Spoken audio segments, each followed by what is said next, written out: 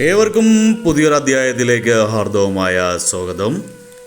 ഈ അധ്യായത്തിൽ നമ്മൾ വിശകലനം ചെയ്യുന്നത് ഉത്രാടം നക്ഷത്രത്തിൻ്റെ 2024 ആണ്ട് ജൂലൈ ആഗസ്റ്റ് മാസങ്ങളിലെ ഗുണദോഷ ഫലങ്ങളാണ്. ഞാൻ ആദ്യമായി ഒന്ന് പറഞ്ഞോട്ടെ, ഇത് ഉത്രാടം നക്ഷത്രക്കാരുടെ പൊതുവായ ഫലമാണ് നമ്മളിവിടെ വിശകലനം ചെയ്യുന്നത്.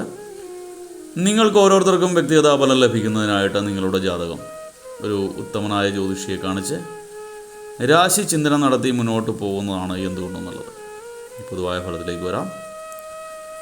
ഉത്രാടം നക്ഷത്രത്തിൽ പിറന്നവർക്ക് ഈ 2024 ആണ്ട് ജൂലൈ ആഗസ്റ്റ് മാസത്തിലെ ഗുണദോഷ സമ്മിശ്രമായിട്ടാണ് കാണുന്നത്. ഇച്ചിരി ദോഷഫലങ്ങളൊക്കെ ചെറുതായിട്ടൊക്കെ കൂടുതലായിട്ടുള്ള സമയമാണ്, ശ്രദ്ധിക്കേണ്ട സമയം കൂടിയാണ്. നിങ്ങളുടെ ഭാഗ്യതാരക സ്ഥിതികളൊക്കെ, ഭാഗ്യ നക്ഷത്രങ്ങളുടെ സ്ഥിതികളൊക്കെ വളരെ മെച്ചപ്പെട്ട രീതിയിലേക്ക് വന്നിട്ടുണ്ട്. അതുകൊണ്ട് വ്യാഴത്തിൻ്റെയും ചന്ദ്രൻ്റെയൊക്കെ ത്രികോണ സ്ഥിതിയും കൊണ്ട് കർമ്മരംഗത്തൊക്കെ ഗുണകരമായ പല മാറ്റങ്ങളും വരുന്നതിൻ്റെ ചില സൂചനകളൊക്കെ കാണുന്നുണ്ട്. തീർത്ത് പറയാൻ വയ്യ, അത് കൃത്യമായിട്ട് അറിയണമെങ്കിൽ ഒരു 3 മാസം കൂടി കഴിയണം.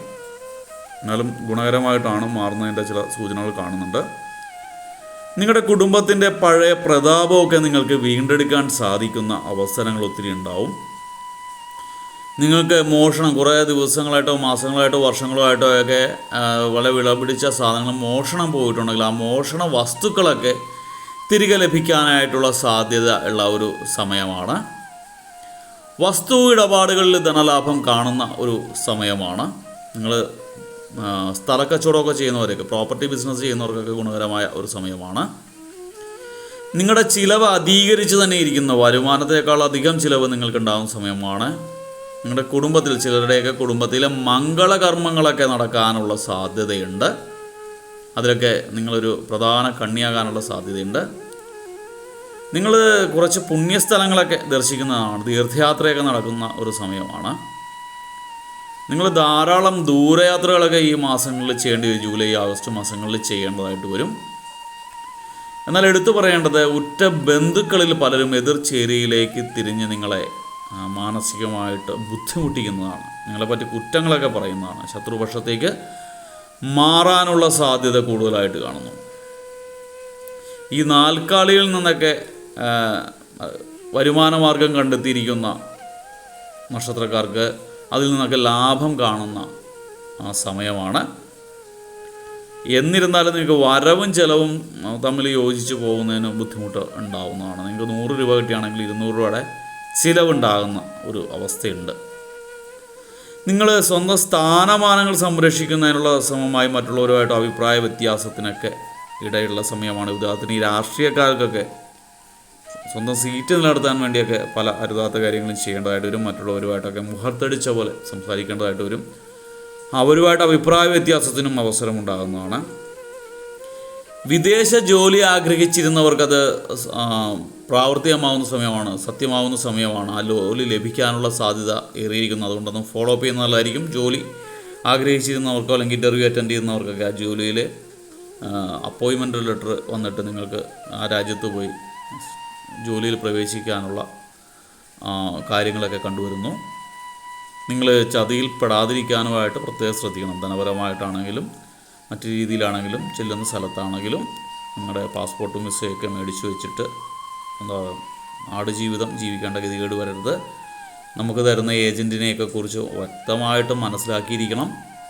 എല്ലാ കാര്യങ്ങളും വൈറ്റായിട്ട് നീക്കുന്നതായിരിക്കും നല്ലത്. എന്തെങ്കിലും വിഷയമുണ്ടെങ്കിൽ തിരിച്ചു പോരാവുന്ന രീതിയിലുള്ള കാര്യങ്ങളും നീക്കിയിട്ടേ പോകാവൂ. നിങ്ങളൊരിക്കലും ഭാഗ്യ പരീക്ഷണങ്ങൾക്ക് ഈ മാസങ്ങളിൽ മുതിരരുത്. റിസ്ക് എടുക്കുന്നത് ഗുണകരമായിരിക്കില്ല. നിങ്ങളുടെ സന്താനങ്ങൾക്ക് ജീവിതമാർഗമൊക്കെ കണ്ടെത്താൻ സാധിക്കുന്ന ഒരു സമയമാണ് ജൂലൈ ആഗസ്റ്റ് മാസം. നിങ്ങൾ ആർഭാടങ്ങളൊക്കെ ഉപേക്ഷിക്കാൻ തയ്യാറാകുന്നൊരവസ്ഥയുണ്ടാവും.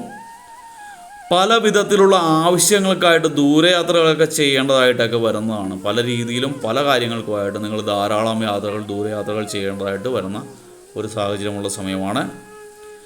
കുടുംബത്തിൽ ആഹ്ലാദവും സന്തോഷവും സംജാതമാകുന്ന ഒരു സമയമാണ്.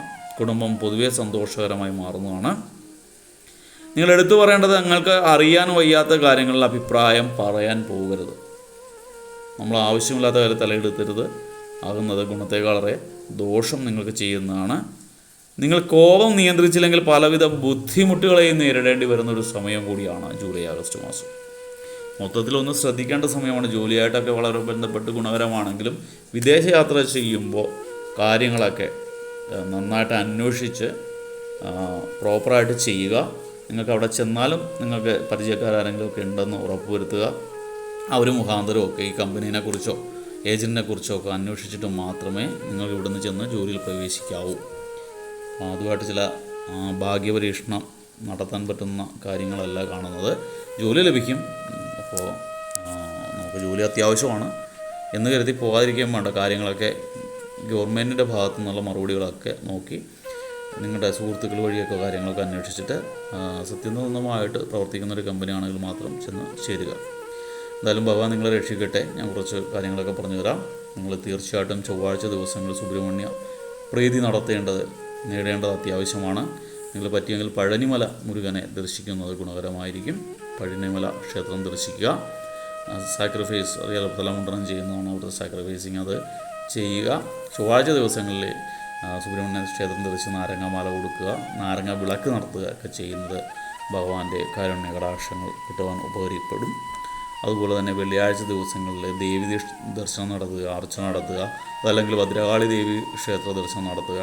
അവിടെ ഈ ഗ്രഹത്തിലെ ഇപ്പോഴുള്ള പ്രശ്നങ്ങൾ, ഈ വ്യാധിയും അങ്ങോട്ടും ഇങ്ങോട്ടുമുള്ള ആരോപണങ്ങളും മനസ്സുഖമൊക്കെ ലഭിക്കാനായി, ആരോപണങ്ങളൊക്കെ മാറാനും വഴക്കൊക്കെ മാറാനുമായിട്ട് സ്ഥൂലനി മന്ത്രാർച്ചന ഒരു 6 12 നടക്കുന്നത് ഗുണകരമായിരിക്കും. അത് ഗൃഹത്തിൽ സ്ഥാപിക്കുന്നത് ഗുണകരമാണ്. അതോടൊപ്പം തന്നെ ദേവിയുടെ കടാക്ഷത്തിനായിട്ട് ശത്രുസംഹാര പുഷ്പാഞ്ജലി വെള്ളിയാഴ്ചകളിൽ കഴിക്കുകയാണെങ്കിൽ നിങ്ങൾക്ക് ദുരിതങ്ങളിൽ നിന്നൊക്കെ ഒരുവിധം മുക്തി നേടാൻ സാധിക്കുന്നതുമാണ്. ഇത്രയൊക്കെയാണ് നിങ്ങൾ ഈ 2 മാസങ്ങളിൽ ചെയ്യേണ്ടത്. പൊതുവെ എല്ലാവിധ മംഗളങ്ങളും ഭഗവാന്റെയും ദേവിയുടെയൊക്കെ കാരണത്താൽ നിങ്ങൾക്ക് ലഭിക്കട്ടെ എന്ന് ആശംസിച്ചുകൊണ്ട് പ്രാർത്ഥിച്ചുകൊണ്ട് നിർത്തുന്നു. വീഡിയോ ഇഷ്ടപ്പെട്ടാൽ ലൈക്ക് ചെയ്യുക. തുടർന്നുള്ള മാസങ്ങളിലെ വീഡിയോ കൃത്യമായി ലഭിക്കുന്നതിനായിട്ട് ചാനൽ സബ്സ്ക്രൈബ് ചെയ്തിട്ടില്ല എങ്കിൽ സബ്സ്ക്രൈബ് ചെയ്യുക. ഒരിക്കൽ കൂടി നന്ദി പറഞ്ഞുകൊണ്ട് നിർത്തുന്നു. നന്ദി, നമസ്കാരം.